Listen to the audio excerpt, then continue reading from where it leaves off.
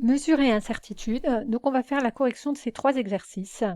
Dans le premier exercice, donc, c'est un saut au-dessus d'un canal qui a été réalisé par Robbie Madison et on vous donnait donc la valeur Vx qui a été déterminée. Cette valeur Vx, donc, c'est selon l'axe ici horizontal et on vous demandait de présenter le résultat de ces mesures sous la forme Vx moyen, plus ou moins, donc l'incertitude. En plus, ici, dans le sujet, c'était rappelé que Vx avec la barre au-dessus, c'est la valeur moyenne. Et ici, l'incertitude, on vous donnait non seulement la formule de l'incertitude, mais en plus, on vous donnait déjà les valeurs, ce qui fait que vous n'aviez qu'un calcul numérique à faire. Ça aurait pu ne pas être donné, et là, avec la calculatrice, je rappelle qu'il aurait fallu rentrer toutes ces données en appuyant sur Statistiques. Sur Statistiques, on aurait d'abord effacé les listes. Et puis sur 1, on peut modifier pour venir entrer les valeurs de notre liste. Bon, alors ici, ce n'était pas utile puisque c'était donné. Donc, on va directement remplacer par les valeurs. Et voilà ce qu'on obtenait à l'aide de la calculatrice. Alors maintenant, on va rédiger notre résultat. Sous quelle forme? Alors 28,6 plus ou moins. Et là, est-ce qu'on a le droit d'écrire plus ou moins 576? On voit bien que ce n'est pas possible parce que notre résultat ne peut pas avoir plus de valeur ici qu'il n'en a ici. Donc je ne peux pas tenir compte de cette valeur et je ne peux pas tenir compte de cette valeur. Il va falloir en plus que j'arrondisse. Et donc le résultat était Vx est égal à 28,6 plus ou moins 0,6 mètres par seconde. En question de 2, on vous dit que la vitesse en sortie du tremplin est de 125 km/h annoncée sur les sites internet. Est-ce qu'elle est vérifiée sachant que l'inclinaison vaut 33 degrés? Donc attention, la vitesse ici, c'est bien cette vitesse qui a une composante selon x et une composante selon y, alors que nous, ici, ce qu'on a, c'est bien uniquement la valeur selon la composante x. Donc cette vitesse-là, pour vérifier que c'est bien la bonne, on va essayer de retrouver sa composante selon x. On voit ici qu'on a un triangle rectangle avec Vx qui est le côté adjacent par rapport à V0 qui est l'hypoténuse. Donc on peut écrire que, donc on peut redessiner notre petit triangle ici, c'est un triangle rectangle avec ici Vx, V0 et alpha. Et on voit bien que cos alpha est égal à Vx sur V0. Donc on en déduit que V0 c'est égal à Vx sur cos alpha. Bon, on va le faire plutôt dans l'autre sens. On en déduit que Vx c'est égal à V0 cos alpha. V0 cos alpha, donc on a les valeurs. V0, alors il va falloir comparer en sachant qu'ici on a Vx en mètres par seconde, alors que là c'est une vitesse en kilomètres par heure. Donc on ne va pas oublier de convertir. Je rappelle que 1 km/h, on va convertir des kilomètres par heure. Dans 1 km, il y a 1000 mètres. Dans 1 heure, il y a 3600 secondes. Donc c'est égal à 1 sur 3,6 mètres par seconde. Donc quand on nous donne V0 qui est égal à 125 km par heure, je vais remplacer km par heure par mètre par seconde divisé par 3,6. Multiplié par le cos alpha, et on obtenait une valeur de Vx qui vaut 29,1, qui est effectivement bien compris dans l'intervalle qui était donné ici, puisque ici, c'est compris entre 28,6 moins 0,6, donc c'est compris entre 28 pour Vx, et puis 28,6 plus 6, c'est-à-dire 29,2. Donc c'est vrai que dans le sujet, on était aidé, puisque c'était donné les valeurs de ici S, N-1, et puis la valeur donc de K, forcément, elle est donnée. La valeur de Vx moyen également était donnée. On peut vérifier quand même qu'à la calculatrice, on retombe bien sur les bonnes valeurs. Donc j'ai rentré ici les valeurs de mon tableau. Je retape sur statistiques et ici, cette fois, on veut calculer. Donc c'est aussi pour vous rappeler comment on fait. Donc on veut calculer, entrer, et puis entrer, c'est bien ça qu'on veut. Hop, et on calcule. Alors, pour l'erreur, on avait 0,540, alors 2,8. dans le sujet 543, très bien, ça a été arrondi. Et la valeur moyenne est de données de 28,6. Et effectivement, c'est bien ce qu'on avait comme valeur moyenne qui était donnée. Donc, on a calculé. Donc, 28,6. Très bien. Donc, vous voyez hein, que la calculatrice, elle vous donne hein, quand même directement les résultats.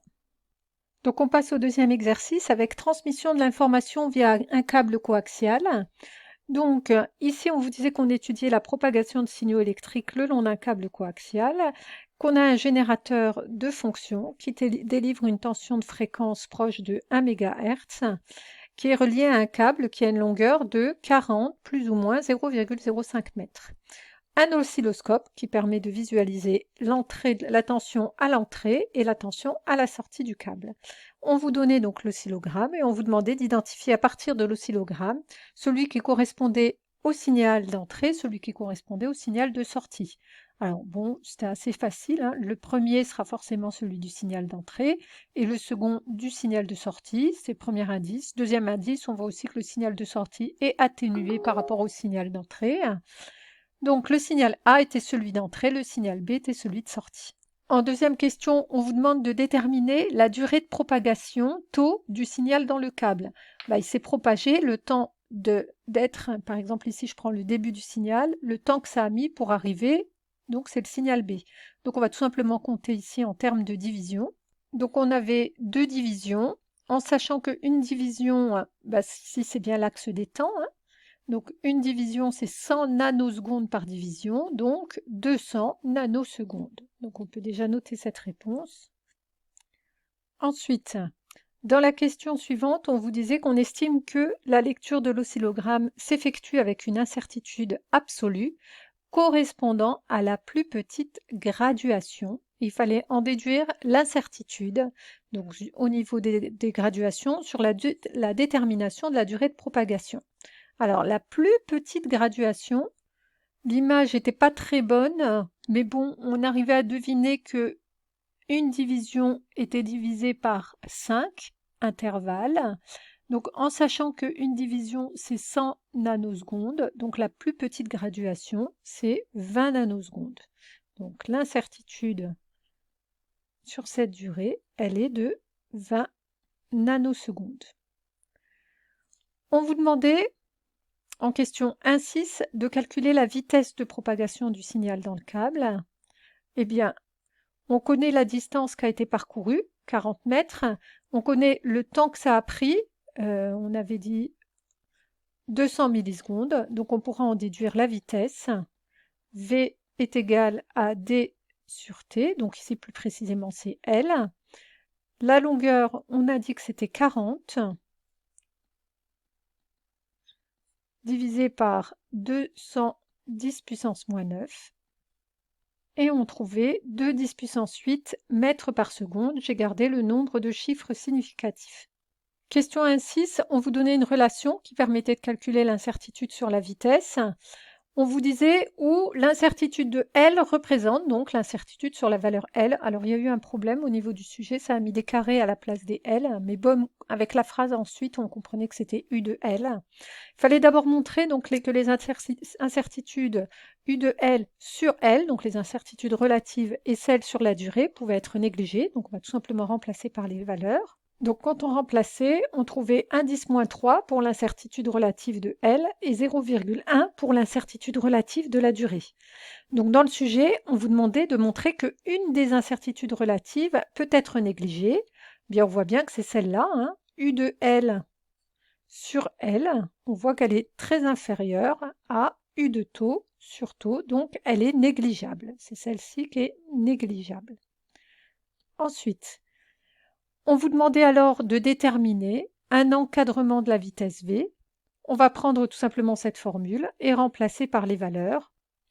Donc on trouvait une incertitude sur la vitesse qui valait 0,2 10 puissance 8 mètres par seconde.